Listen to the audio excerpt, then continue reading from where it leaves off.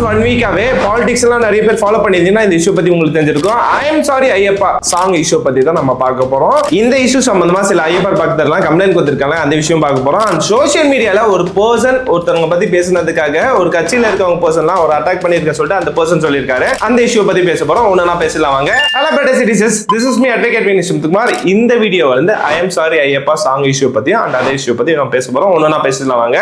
First issue, I am sorry Ayyappa இந்த சாங்கை நீங்க கேட்டுட்டு ஐயப்பன் கோயிலுக்கு நீங்க போகாம இருந்தீங்கன்னா ஃபர்ஸ்ட் விஷயம் உங்க மனசுல என்ன தோணி இருக்குன்னு பாத்தீங்கன்னா, ஓ ஐயப்பன் கோயில்ல பொண்ணுங்களுக்கு எல்லாம் அலோவ் பண்ண மாட்டான்னு சொல்லிட்டு நீங்க நினைச்சிருப்பீங்க. ஆனா உண்மையிலே பாத்தீங்கன்னா 99% ஐயப்பன் கோயில்ல பாத்தீங்கன்னா எல்லாருமே போலாம். ஆண்களும் போலாம், பெண்களும் போலாம். ரெஸ்ட்ரிக்ஷனே இல்லங்க. There is no restriction. சரிங்களா? இதை தெரிஞ்சும் இவங்க இன்டென்ஷனலா வந்து ஐ எம் சாரி ஐயப்பா உள்ள வந்து என்னப்பான்னு சொல்லிட்டு கேக்குறாங்க. சோ சென்னையில இருக்க ஐயப்பன் கோயில் எல்லாம் பாத்தீங்கன்னா யூசுவலா நிறைய பேர் போவாங்க, நிறைய பொண்ணுங்களும் போவாங்க, நிறைய பசங்களும் போவாங்க. ரெஸ்ட்ரிக்ஷனே இல்ல. ஆனா சபரிமலை ஐயப்பன் கோயில்ல மட்டும் பாத்தீங்கன்னா கேர்ள்ஸ்க்கு வந்து சர்டன் ஏஜ்ல மட்டும் தான் ரெஸ்ட்ரிக்ஷன் வச்சிருந்தாங்க. சின்ன வயசுல இருக்கவங்க போலாம், பெரியவங்க போலாம். சர்டன் ஏஜ்ல இருக்கவங்க ரெஸ்ட்ரிக்ஷன் மட்டும் வச்சிருந்தாங்க. அதுக்கப்புறம் 2018ல பாத்தீங்கன்னா சுப்ரீம் கோர்ட்ல வந்து இந்த ரெஸ்ட்ரிக்ஷன் வந்து செல்லாது, இது வந்து அன்கான்ஸ்டிடியூஷனல் சொல்லிட்டு யார் வேணா போலாம் சொல்லிட்டு சுப்ரீம் கோர்ட்ல தீர்ப்பு கொடுத்துட்டாங்க. இப்போ வரைக்கும் பாத்தீங்கன்னா சுப்ரீம் கோர்ட் தீர்ப்பு படி யார் வேணா போலாம் தான் இருக்கு. ஜெனரலா பாக்குற நீங்களோ இல்ல உங்க ஃப்ரெண்டோ இல்ல உங்க ஃபேமிலி மெம்பரோ சபரிமலைக்கு ஒரு மாலை போட்டாங்கன்னா அவங்க 48 நாளுமே பாத்தீங்கன்னா ரொம்பவே ஸ்பிரிச்சுவல் ஆக்டிவிட்டியில போயிருவாங்க.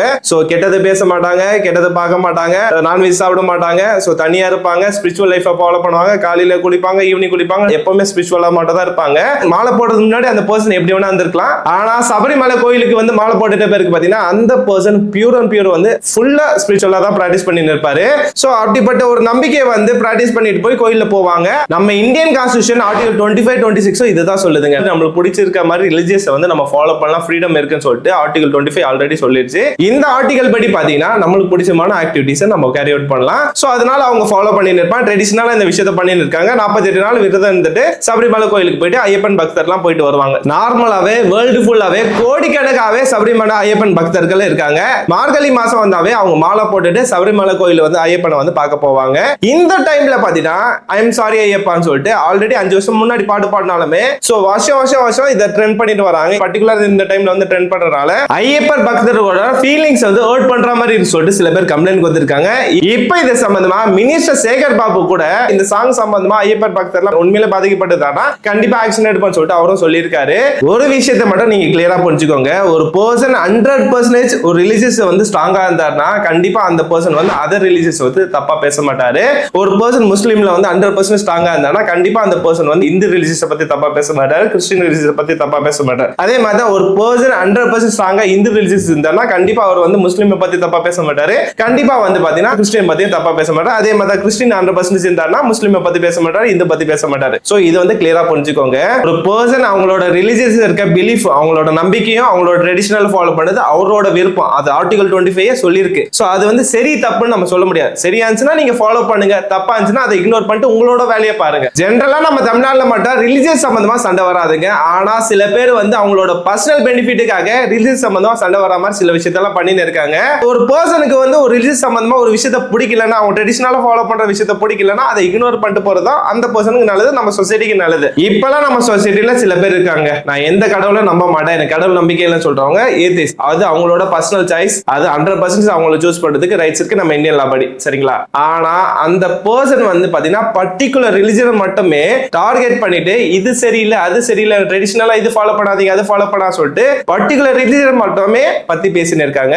அந்த மாதிரி ஆட்கள் எல்லாமே இந்த விஷயத்தெல்லாம் அவங்களோட செல்ஃப் டெவலப்மெண்ட்டுக்காக தான் இந்த விஷயத்தை பண்றாங்க. கேட்டா அந்த மேடைக்கு பாத்தீங்கன்னா நாங்க வந்து கஷ்டப்படுற மக்களுக்கு வந்து ஹெல்ப் பண்றதுக்காக தான் இந்த விஷயத்தெல்லாம் பண்றோம் சொல்லிட்டு சொல்லுவாங்க. ஆனா உண்மையிலே பாத்தீங்கன்னா அவங்க கஷ்டப்படுற மக்களுக்கு ஹெல்ப் பண்ணுவான்னு கேட்டா பெரிய क्वेश्चन மார்க் தான். இந்த மாதிரி பர்சன்லாம் மக்களோட அமைதியை வந்து கெடுக்கிற மாதிரி தான் சில விஷயத்தெல்லாம் பண்ணிட்டு இருப்பாங்க. கண்டிப்பா சட்டப்படி பாத்தீங்கன்னா ஒரு பர்சன் இன்னொரு பர்சனோட ரிலிஜியஸ் ஃபீலிங்ஸை வந்து ஹர்ட் பண்ற மாதிரி விஷயத்தை பண்ணானா சட்டப்படி தப்பு. அதுக்காக அந்த பர்சன் மேல போலீஸ் கேஸ் ரெஜிஸ்டர் பண்ணி அவருக்கு ஜெயில் தண்டனை கொடுக்கணும்னு சொல்லிட்டு நம்ம இந்தியன் லா படி சொல்லிருக்கு. ஐபி செக்ஷன் 295A படி இப்ப புதுசா வந்து கிரிமினல் ஆக்ட் படி சொல்லிருக்கு. இப்ப நம்ம சொசைட்டில இந்த மாதிரி ரிலிஜியஸ் வந்து ஹர்ட் பண்ற மாதிரி சில பேர் பண்ணிட்டு தான் இருக்காங்க. கண்டிப்பா போலீஸ் சரி கவர்மெண்ட் அவங்க மேல ஸ்ட்ரிக்ட் ஆக்ஷன் எடுக்கணும். அப்பதான் பொது அமைதி மெயின்டைன் பண்ண முடியும். இப்ப நான் சொன்ன விஷயம் எல்லாமே எல்லா மதத்துக்கும் அப்ளிகபிள் ஆகுங்க. சோ எந்த மதத்தை பத்தி யாரா தப்பா பேசினாலுமே இந்த செக்ஷன் படி அவங்க மேல கேஸ் ரிஜிஸ்டர் ஆகும். அதுக்காக அவங்க பனிஷ்மெண்ட் இருக்கு. இப்போ இந்த சாங் இஷ்யூ சம்பந்தமா ஆல்ரெடி பக்தர்கள் எல்லாமே கம்ப்ளைண்ட் கொடுத்திருக்காங்க. இன் கேஸ் போலீஸ் இது சம்பந்தமா ஆக்ஷன் எடுத்து எஃப்ஐஆர் ரெஜிஸ்டர் பண்ணானா அதை பத்தி அப்டேட் நான் உங்களுக்கு சொல்றேன். இதுதான் இந்த இஷ்யூ. இதை பத்தி உங்களோட கருத்துனா கமெண்ட் சொல்லுங்க. நெக்ஸ்ட் டாபிக் பத்தி பேசலாம் வாங்க.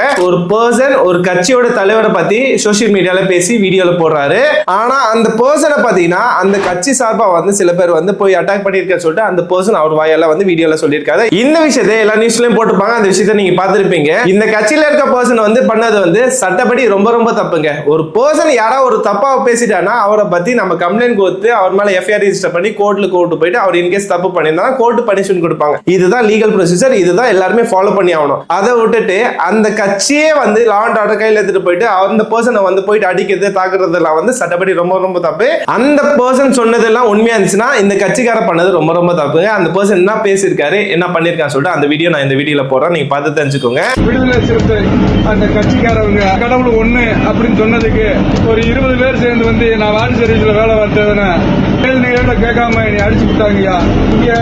இங்க நெஞ்சு வலிக்குது. யாருக்குன்னா விடுதலை சிறுத்தை. ஜென்ரலாவே ஒரு கட்சி ஸ்டார்ட் பண்ணானா அந்த கட்சி எதுக்காக ஸ்டார்ட் பண்றான்னு பாத்தீங்கன்னா மக்களுக்கு நல்லது செய்யறதுக்காக மட்டும் தான் ஸ்டார்ட் பண்றாங்க. அந்த எண்ணத்துக்காக தான் ஸ்டார்ட் பண்றாங்க. எல்லா கட்சிக்கும் நான் சொல்றேன் இது. ஆனா சில கட்சிலாம் வந்து பாத்தீங்கன்னா மத்தவங்க ஏதாவது பேசிட்டாங்கன்னா அவங்கள போய் அட்டாக் பண்றது அவங்க கிட்ட போய் கட்ட பஞ்சாயத்து பண்றது சில விஷயத்த பண்ணின்னு இருக்காங்க. அது சட்டப்படிலாம் ரொம்ப ரொம்ப தப்பு. பாக்குற நீங்க உங்களை யாரா இந்த கட்சியில சம்பந்தமா யாரா மிரட்டினாலும் கட்ட பஞ்சாயத்து பண்ணாலும் அவங்கள பத்தி நீங்க போலீஸ் ஸ்டேஷன்ல கம்ப்ளைண்ட் கொடுங்க. இன்கேஸ் போலீஸ் ஆக்ஷன் எடுத்தா கோர்ட் அப்ரோச் பண்ணுங்க. கண்டிப்பா கோர்ட் ஆக்ஷன் எடுக்க சொல்லுவாங்க. இன்கேஸ் அட்வொகேட் யாரா மிரட்டினானா அவரை பத்தி நீங்க வந்து போலீஸ்ல கம்ப்ளைண்ட் பண்ணலாம். இல்லனா பார் கவுன்சில்ல கம்ப்ளைண்ட் ஃபைல் பண்ணலாம். இன்கேஸ் 2 பேர் ஆக்ஷன் எடுக்கலாம் நீங்க கோர்ட் அப்ரோச் பண்ணலாம். கண்டிப்பா கோர்ட் ஆக்ஷன் எடுக்க சொல்லுவாங்க. யாரும் வந்து உங்ககிட்ட வந்து கட்ட பஞ்சாயத்து பண்ணக்கூடாது. யாரும் உங்களை மிரட்ட கூடாது. இது எல்லாமே உங்க லீகல் ரைட்ஸ் இதை நீ தெரிஞ்சுக்கோங்க. இன்கேஸ் நீங்க தப்பு பண்ணீங்கன்னா உங்களை பத்தி போலீஸ்ல கம்ப்ளைண்ட் கொடுக்கலாம். போலீஸ் உங்க மேல எஃப்ஐஆர் ரெஜிஸ்டர் பண்ணுவாங்க. அதுக்கப்புறம் கோர்ட் பார்த்துப்பாங்க. அதை விட்டுட்டு வந்து யாரா இதை பத்தி பேசினாலுமே அவங்கள வந்து கட்ட பஞ்சாயத்து பண்றது அவங்களை மிரட்டுறது அவங்களை அடிக்கிறது வந்து அந்த கட்சி தொண்டர்லாம் பண்றது சட்டப்படி தப்பு. இன்கேஸ் அப்படி அவங்க பண்ணானா அந்த கட்சி தொண்டர்கள் எல்லாமே கோர்ட் மூலமா பனிஷ்மெண்ட் கிடைக்கும். சோ இதை நீங்க தெரிஞ்சுக்கோங்க. தமிழ் சினிமாவில் மட்டும் இல்லை எல்லா லாங்குவேஜில் இப்போ தமிழ் சினிமாலெல்லாம் வந்து மேஜர் ஆஃப் தி டைரக்டர்ஸ் வந்து அவங்கவுங்க கம்யூனிட்டியை வந்து எக்ஸ்ப்ளாய்ட் பண்ண தான் செய்கிறாங்க. அதில் என்ன மாதிரி இருக்க டைரக்டர்ஸ் தான் நம்ம எல்லாரும் ஒன்று ஆல் ஆர் ஒன் சொல்லிட்டு இருக்கோமே தவிர எல்லாம் அவங்கவுங்க கம்யூனிட்டியை எக்ஸ்ப்ளாய்ட் பண்ணுறாங்க. இன்னும் சொல்ல போனால் ஒரு டைரக்டர் என்ன கம்யூனிட்டியோ அந்த கம்யூனிட்டியில் இருக்க கேமராமேன் தான் வச்சுருக்கிறான். அந்த கம்யூனிட்டியில் இருக்க ஆர்ட் டைரக்டர் தான் வச்சுக்கிறான். அந்த கம்யூனிட்டியில் இருக்க ஆர்டிஸ்ட் கூட வச்சுப்பாங்க. அவங்களால முடியவே முடியலன்னா தான் வேறு கம்யூனிட்டியில் இருந்து ஆடுவாங்க. அந்த மாதிரி மாறிடுச்சு. அது தமிழில் மட்டும் இல்லை தெலுங்குல பார்த்துருக்கேன். மலையாளத்தில் பார்க்கல. நான் ரொம்ப சின்சியராக பார்க்கும்போது நிறைய விஷயங்கள் அந்த மாதிரி பார்த்துருக்கேன். ஸோ கடைசியாக ஒரு விஷயத்த மட்டும் நான் பேசிட்டு இந்த வீடியோ நான் முடிச்சிடுறேங்க. ரீசெண்டாக டேரக்டர் சமுத்திரகாண்டி பார்த்தீங்கன்னா ஒரு விஷயத்தை பற்றி சொல்லியிருப்பாரு. சினிமாவில் டேரக்டர் வந்து அவங்களோட கம்யூனிட்டி மட்டுமே ஆட்கள் எல்லாமே போடுறோன்னு சொல்லிட்டு அவர் சொல்லியிருப்பாரு. இன்கேஸ் அது உண்மையாக இருந்துச்சுன்னா இந்த சினிமாவில் மட்டுமே பார்த்தீங்கன்னா ஈக்குவலிட்டி வேணும். ஸோ எல்லாருமே சமம் கீழே இருக்கவங்களாம் மேலே வரணும்னு சொல்லிட்டு எல்லா விஷயத்த காட்டுவாங்க. ஆனால் ரியல் லைஃப்ல அவங்களே அப்ளிகபிள் பண்ண மாட்டாங்க. ஸோ அந்த மாதிரி விஷயம் வந்து ரொம்ப ரொம்ப தப்பு. மேடையில் மட்டும் பேச மட்டும் சொல்லக்கூடாது, செயல்ல காட்டணும். உலகின் தலை சிறந்த சொல் செயல். சோ செயல்ல காட்டினா மட்டும் தான் உண்மையான லீடர். சோ இவங்க எல்லாருமே சொல்ற விஷயம் எல்லாமே சொல்றது மட்டும் தான் இருக்கு தவிர யாருமே செயல்ல காட்ட மாட்டாங்க. சோ செயல்ல காட்டுறாங்க மட்டும் நீங்க நம்புங்க. அவங்களுக்கு மட்டும் நீங்க அவங்க சப்போர்ட் பண்ணுங்க. சோ சட்டப்படி பாத்தீங்கன்னா எப்பவுமே நம்ம சட்டத்தை கையில எடுக்க கூடாது. மத்தவங்களோட ரிலிஜியஸ் ஃபீலிங்ஸ் வந்து ஹர்ட் பண்ணக்கூடாது. இதுதான் என்னோட கருத்து. உங்களோட கருத்துனா கமெண்ட்ஸ் சொல்லுங்க. நான் வேற ஏதாவது டாபிக் பத்தி பேசணும்னா கமெண்ட்ஸ் சொல்லுங்க. இது மோஸ்டா லைக் வருது இது சொசைட்டி நீடா இருக்கு. நான் ப்ரிப்பேர் பண்ணி சொல்றேன். கண்டிப்பா இதுக்கு வந்து நெகட்டிவ் கமெண்ட் வரதுக்கு வாய்ப்பு இருக்கு. ஏன்னா நான் வந்து உண்மையை சொல்லியிருக்கேன். உண்மையை பேசுறவங்க சில பேருக்கு பிடிக்காது. அதையும் நீங்க தெரிஞ்சுக்கோங்க. Better citizen, better nation. Thank you for watching this video. Have a good day. அடுத்த வீடியோல பார்ப்போம். Bye bye.